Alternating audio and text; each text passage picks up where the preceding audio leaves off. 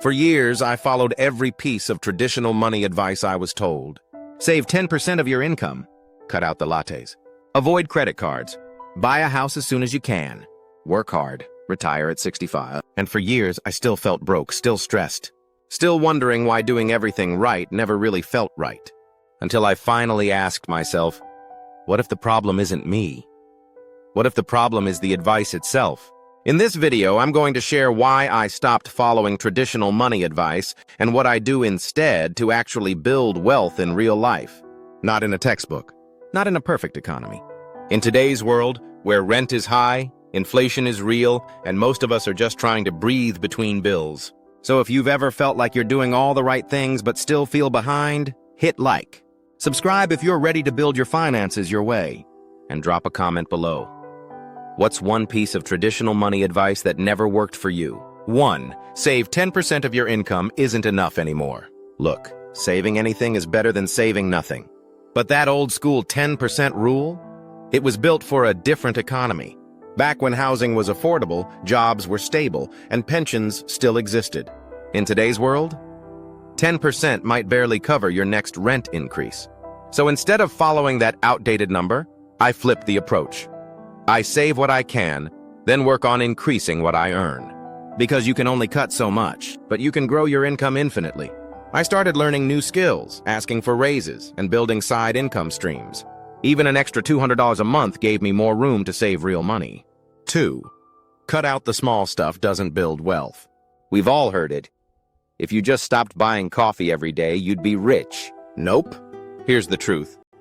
It's not the $4 coffee that's keeping you broke. It's the $400 car payment you can't really afford.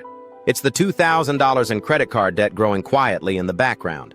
It's the lack of strategy, not the lack of discipline.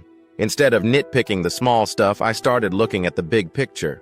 What subscriptions am I paying for and not using? Where am I overcommitted in monthly payments? Am I paying interest on things I no longer even value? Cutting the small stuff makes you feel guilty. Fixing the big stuff gives you freedom. 3. Don't use credit cards is half the story. Old school advice says to avoid credit cards at all costs. But in 2025, using credit cards wisely can actually be powerful. I use mine for nearly every purchase.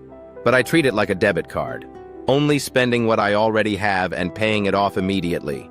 This way I get cash back, travel rewards, fraud protection, and a better credit score. The key isn't avoiding credit. The key is learning how to manage it responsibly. Because building wealth in today's world means knowing how to play the game, not sitting on the sidelines out of fear. 4. Buy a house as fast as you can isn't always smart. Owning a home is still part of the American dream, sure. But it's not the only path to financial security. Buying too early, or just because rent is throwing money away, can actually hurt you. Between rising interest rates, property taxes, and surprise repairs, a mortgage can turn into a money pit fast.